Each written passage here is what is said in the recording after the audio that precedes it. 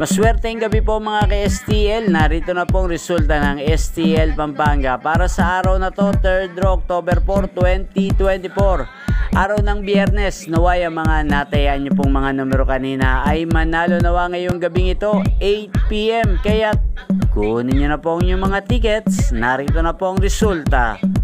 Para po sa STL Pampanga, 3rd draw result, 8 PM ang mga numerong nanalo, 14 at 8 in exact order sa lahat po ng tumaya kanina para sa 3rd draw ng 14 at 8. Congrats po sa inyo, panalo po kayo.